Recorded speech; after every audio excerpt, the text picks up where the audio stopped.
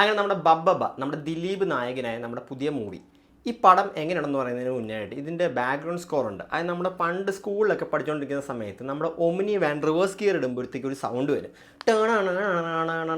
ആ സാധനം അതേപോലെ എടുത്ത് ഈ സിനിമയിൽ കോപ്പി ചെയ്ത് വെച്ചിട്ടുണ്ട്. അപ്പോൾ നല്ല രസമുണ്ട് കാണാനായിട്ട്. അതൊരു ക്രിഞ്ച് ഫെസ്റ്റിവൽ. അത് ഞാൻ എൻ്റെ യൂട്യൂബ് ചാനലിൽ ഒരു റിവ്യൂ ഇട്ടിട്ടുണ്ടായിരുന്നു.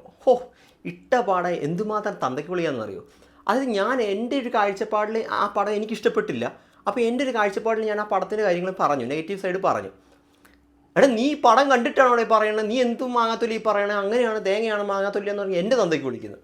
അതായത് ശരിക്കും പറഞ്ഞാൽ നിങ്ങൾ ഈ പടം കണ്ടവരാണ്, നിങ്ങൾ തന്നെ പറ. അതായത് ആ കൂടെ ആകുന്നത് കൈയടിക്കാൻ പറ്റിയ സീൻ എന്ന് പറഞ്ഞു കഴിഞ്ഞാൽ ദിലീപിനൊരു ഇൻട്രൊഡക്ഷൻ സീനുണ്ട്. അത് ഓക്കെ, കൈയടിക്കാൻ പറ്റുന്ന സീനാണ്. ലാലേട്ടൻ്റെ ഇൻട്രൊഡക്ഷൻ സീൻ.